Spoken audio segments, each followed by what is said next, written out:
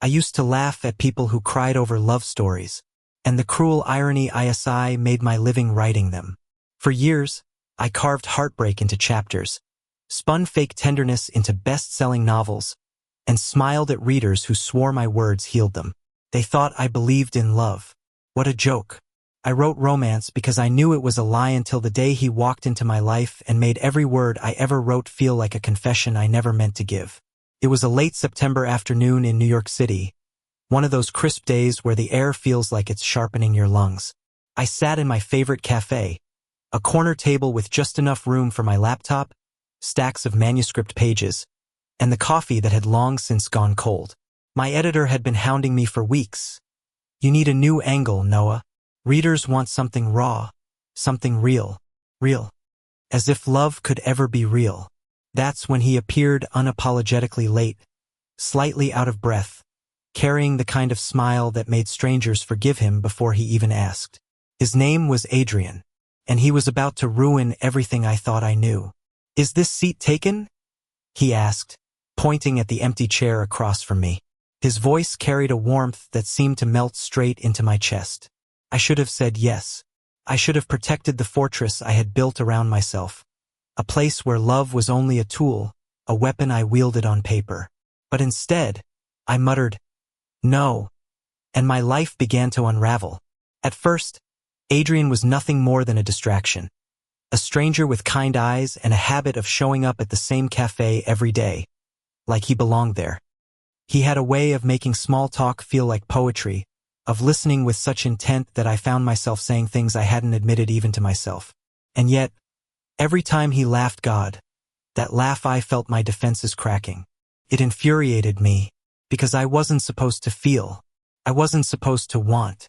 I was the man who wrote love stories to prove love didn't exist. But Adrian wasn't playing by my rules. One evening, as the sun dipped behind the skyline and the cafe emptied, he leaned across the table, his voice low, almost conspiratorial. "You don't really believe the stuff you write, do you?" I froze. My pen slipped from my fingers. Nobody had ever asked me that, not my readers, not my editor, not even myself. "What makes you think I don't?" I shot back, more defensive than I meant to sound.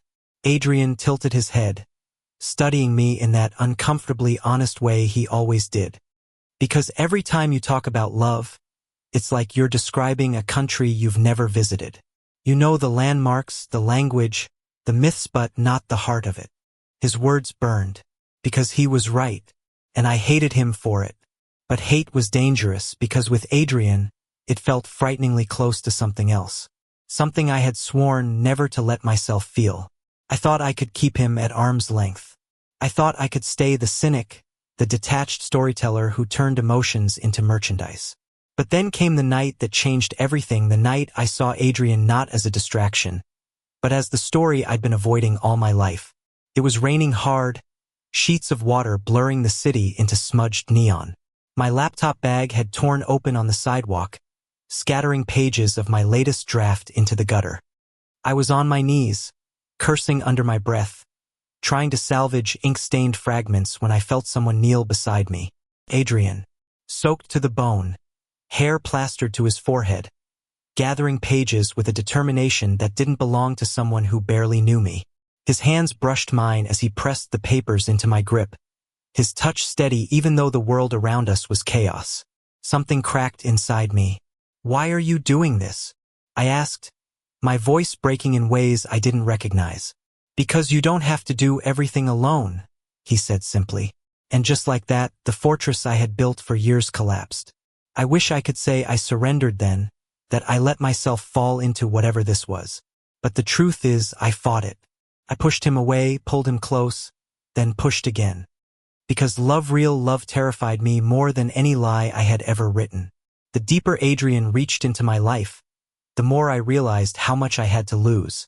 And I hated that, because for the first time I wasn't the one controlling the narrative. He was. And if there's one thing I knew about stories, it's that they never end the way you expect. The rain didn't stop that night. It poured down as if the entire city had conspired to wash away my carefully maintained defenses. Adrian and I sat in silence inside the cafe after he practically dragged me out of the storm. My pages were ruined ink bleeding into Rorschach smudges, but for the first time, I wasn't angry. I wasn't even thinking about the deadline or the book. I was staring at him. He leaned back in his chair, wet hair dripping onto the wooden floor, his shirt clinging to his chest. Most people would look ridiculous soaked through, but somehow, Adrian wore the rain like armor, like he belonged to it. "You should have let me drown in the gutter with my words," I muttered, trying to sound flippant. But my voice shook. Adrian tilted his head, his lips curving into that half-smile I both despised and craved. "You're dramatic, Noah. You write about love like it's poison. But the way you hold onto those ruined pages like they're your lifeline tells me otherwise." Something in my chest tightened. I wanted to argue, to throw his words back at him, but I couldn't. Because in that moment, I realized he saw me clearer than anyone ever had. I wasn't sure if I hated him for it or if I was falling for him because of it. The days that followed were a blur of contradictions. I told myself I didn't want him near, but every time Adrian skipped a day at the cafe, I felt the absence like a hole in my chest. When he was there, I found myself distracted, my words faltering on the page, my characters suddenly clumsy and raw in ways I couldn't explain. One afternoon, he caught me staring at the blinking cursor on my laptop. "Writer's block?" he asked, sipping his coffee like it was the easiest thing in the world. I scoffed. "I don't get writer's block." "You mean you don't admit to it?" he corrected, smirking. "What's this one about?" I hesitated. Normally, I guarded my plots like state secrets, but the question slipped past my defenses. "A man who doesn't believe in love," I said slowly, "and a stranger who won't let him ignore it." Adrian raised a brow. "Sounds familiar." "It's fiction," I snapped too quickly. He leaned forward, resting his chin on his hand, eyes locked onto mine. "No, Noah, that's confession." His words hit me harder than I wanted to admit. I slammed my laptop shut and stood up, muttering something about deadlines. But as I walked away, I realized my heart was racing, not from anger, but from the terrifying possibility that he might be right. A week later, Adrian invited me to his apartment. I almost said no. I should have said no. But somehow, I found myself standing at his door, my hand trembling before I knocked. The place was nothing like mine. Where my apartment was neat, cold, and impersonal, lined with bookshelves and draft pages scattered like crime scene evidence, Adrian's was warm. Plants climbed the window ledges, photographs filled the walls, and a guitar leaned casually against the couch. "You play?" I asked, nodding toward the instrument. He shrugged. "Sometimes. Music is like breathing, you know? You don't think about it, you just do it." I wanted to scoff at the sentiment, but something about the way he said it without pretense, without performance, made me swallow my words. We ordered takeout, drank cheap beer, and for the first time in years, I laughed without thinking about how it would sound written on paper. Then came the moment that nearly broke me. Adrian pulled out his guitar and started playing softly, humming along to a tune I didn't recognize. His voice was unpolished, raw, but it carried something I couldn't name. When he finished, I found myself clapping, my chest tight. "You're better than you think," he grinned. "And you're lonelier than you admit." The words landed like a knife. I froze, staring at him, my defenses rising like armor. "What the hell do you know about me?" "Enough," he said quietly. "Enough to know you're afraid of being loved." I wanted to scream at him, to tell him he was wrong. But the truth was, I was terrified because he was right. So I did the only thing I knew how to do. Pushed him away. The next morning I avoided the cafe. And the day after that. And the one after. But avoidance is its own kind of longing. I kept catching myself glancing at the empty chair across from me, hearing his laugh in my head, replaying the way his fingers brushed against mine in the rain. My words stopped flowing. My deadlines slipped. My editor called me 3 times in one day, but I couldn't bring myself to answer. Because how do you write about love when you're busy pretending you don't want it? By the 4th day, I caved. I walked back into the cafe, my heart pounding. He wasn't there. The absence hit harder than I expected. I sat down anyway, opening my laptop, pretending I could still write. But all I managed to type were fragment-shaft sentences about hands in the rain, about voices that feel like warmth, about the way someone can look at you and undo years of carefully built armor. I didn't hear him approach until his coffee cup landed softly on the table. "Miss me?" Adrian asked, sliding into the chair across from me like he'd never left. I wanted to say no. I wanted to keep pretending. But when I looked into his eyes, the words caught in my throat. "More than I should," I admitted. And just like that, everything shifted. That night, we walked together through Central Park. The air was cool, the city lights glowing like scattered stars. Adrian's hand brushed mine once, twice, before finally settling against it. His fingers curled around mine, gentle but certain. I didn't pull away. We didn't speak much, but the silence was heavier than words, filled with the pulse of something neither of us dared to name. When we stopped at the fountain, he turned to me, his expression soft. "Noah, you don't have to believe in love. Just believe in this." I swallowed hard, my chest tightening. "And what if it ends? What if it's just another story? Then at least it'll be ours," he whispered. Before I could stop myself, I leaned forward, and for the first time in my life, I kissed someone not because I wanted to study the mechanics of it, not because I needed to turn it into words on a page, but because I could not kiss him. It was messy, desperate, clumsy. But it was real. And for the first time, real was enough. That kiss should have been the beginning. But for me, it was the start of a war between the part of me that wanted to surrender and the part that had sworn never to. And wars never end cleanly. And wars never end cleanly. The kiss haunted me for days. I replayed it in my head at night, the press of his lips against mine, the way his breath hitched like he was terrified too. I hated how much it consumed me. Every line I tried to write bent toward him. My characters whispered his name even when I changed it. My own words betrayed me. I told myself it was a mistake. One moment of weakness. But Adrian didn't treat it like a mistake. He didn't pressure me or demand more. He just kept showing up his presence as steady as the morning sun. That was the worst part. Because every day he proved that love wasn't grand declarations or melodrama. It was him bringing me coffee when I forgot breakfast. It was him staying quiet while I typed, reading his book beside me as if simply being near was enough. It was him laughing at my cynicism instead of arguing with it. And slowly, my walls began to crumble. One evening, I found myself in his apartment again. The city hummed outside his windows, traffic lights flickering like restless stars.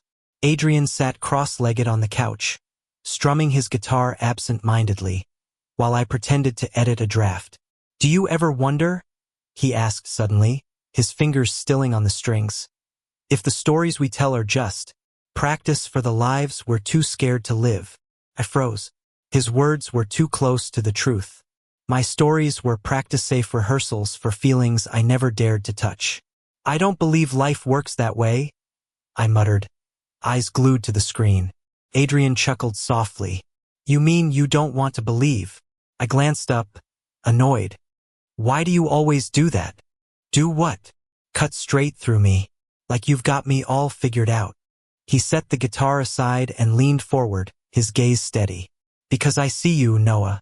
And maybe that scares you more than anything else." My throat tightened. He was right again. He was always right. So I did what I always did when the ground felt shaky beneath me, lashed out. "You don't know me," I snapped. "You see what you want to see, but you don't know the first thing about who I am." Adrian didn't flinch. He just looked at me with something softer than pity, deeper than patience. "Then let me." Those 3 words broke something in me, because no one had ever asked before. Not really. People wanted my stories, my words, my persona, but not me. I wanted to let him. God, I wanted it more than anything. But fear dug its claws into me, so I stood up and left. The silence that followed was unbearable. I avoided the cafe again, buried myself in deadlines, pretended the kiss hadn't happened, that his presence hadn't changed everything. But pretending felt like suffocating. My editor called, furious about missed pages. "Noah, what the hell is going on with you? You're our most reliable writer, and now you're weeks late." Don't tell me you've actually fallen in love, it'll ruin your brand. Her words stung because she didn't know how close they were to the truth. That night, I opened a blank document and stared at it for hours. My fingers wouldn't move. I couldn't write about love being fake anymore. Not after Adrian. But I couldn't write the truth either, because admitting it on paper meant admitting it to myself. And I wasn't ready. Adrian didn't chase me. Not at first. He gave me space, maybe too much of it. The days without him stretched long and empty, my own apartment echoing with the absence of his laughter. It wasn't until the third week that I saw him again by accident. I was walking down Fifth Avenue, bundled against the November chill, when I spotted him across the street. He was with friends, smiling that effortless smile that made strangers turn their heads. Something twisted in my chest. I should have kept walking. I should have disappeared into the crowd. But my feet betrayed me. I crossed the street, heart hammering, and tapped his shoulder. He turned, surprise flashing in his eyes before it softened into something else. Noah. His voice alone nearly undid me. My words faltered. God, how do you apologize for running from someone who only ever offered you kindness? Adrian waited. He always waited. I don't know how to do this, I admitted finally, my voice barely audible over the city noise. Do what? He asked gently. This? I gestured between us, frustration bubbling. I don't know how to be with someone without screwing it up. I don't even know if I deserve it. For a moment he just looked at me, really looked, until I felt stripped bare. Then he reached out, his hand brushing against mine, tentative but certain. No one knows how, Noah. We just try. And sometimes we screw it up. But that doesn't mean it isn't worth it. Something inside me cracked wide open. Right there, in the middle of the crowded street, I let him pull me into a hug. His arms wrapped around me, steady and warm, and for the first time in my life, I let myself believe that maybe, just maybe, love wasn't a lie. But life isn't a novel, and no kiss, no hug, no confession ties everything neatly together. The more I let Adrian in, the more the fear clawed at me. Every tender moment was followed by doubt. Every night spent at his place left me terrified he'd wake up and realize I wasn't enough. And when the fears grew too loud, I did the only thing I knew how to do. I hurt him before he could hurt me. It happened on a Sunday morning. We were at his kitchen table, sunlight spilling across the counter, the smell of coffee filling the air. Adrian was humming as he flipped pancakes, his hair sticking up in every direction. He looked happy, too happy, like he belonged in a life I didn't know how to give him. The words slipped out before I could stop them. This isn't going to last. Adrian paused, spatula in hand. What? You and me? I said, forcing my voice steady. It's temporary. I can't be what you want. His face fell, confusion giving way to hurt. Where is this coming from? It's better if we stop now, I said, every word tasting like poison. Before it gets worse. For a long moment he just stared at me. Then he set the spatula down with deliberate care. Noah, do you even hear yourself? You're so afraid of being hurt that you're cutting yourself open first. I clenched my fists, unable to meet his eyes. Adrian's voice softened. I'm not asking for perfect. I'm not asking for forever. I'm just asking for you. But if you can't give me that, then... He swallowed hard. Then maybe you're right. Maybe it won't last. The silence that followed was worse than shouting. When I finally looked up, his eyes were glistening. Not with anger, but with something far worse, disappointment. He didn't argue. He didn't beg. He just set the plate of pancakes on the counter, grabbed his jacket and walked out. And this time he didn't come back. The days without him stretched into weeks. I tried to bury myself in writing, but the words wouldn't come. My editor threatened to drop me. My readers flooded my inbox asking when the next book would be released. But I couldn't write about love anymore. Not after breaking the one thing that ever felt real. Every corner of the city reminded me of him. The cafe, the park, even the rain. My apartment was too quiet, my bed too cold. I had everything I thought I wanted: freedom from love, from vulnerability, and it felt like suffocating. I had proven myself right. Love was a lie. So why did losing him hurt more than any truth I had ever known? I had lost him. For weeks, I tried to convince myself it was better this way, that ending things before they got deeper was the smart move, the safe move. I had told myself for years that love was a trick, a performance people clung to so they wouldn't feel alone. Losing Adrian should have proven my theory. But every night I lay awake, staring at the ceiling. I thought about him, about his laughter, his stubborn kindness, his hand brushing mine in the rain. I thought about the way he saw through me without flinching, the way he stayed even when I tried to push him away. And it hurt. God, it hurt worse than anything I had ever known. For the first time, I realized the irony. The man who wrote love stories to prove love didn't exist had finally learned the truth by losing it. It all came to a breaking point one afternoon when my editor barged into my apartment. "Noah, what the hell is going on with you?" she demanded, waving the half-empty manuscript I had failed to finish. "You've missed every deadline. And these pages," she shook them in my face. "They aren't stories, they're diary entries." "Who is he?" I froze. She narrowed her eyes. "There's always a man behind words like these. And whoever he is, you need to fix it.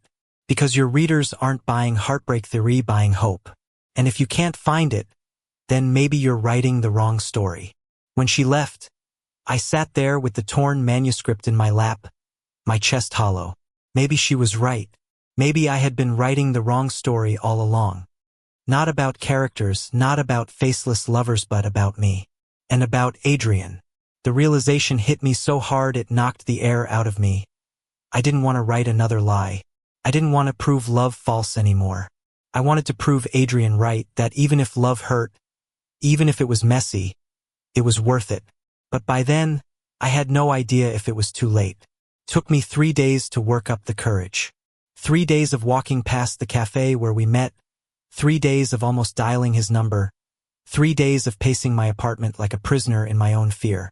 Finally, I cracked. I showed up at his apartment building, clutching my notebook like a lifeline. My hands shook as I knocked. For a terrifying moment, I thought he wouldn't answer, that he had moved on, that I had waited too long.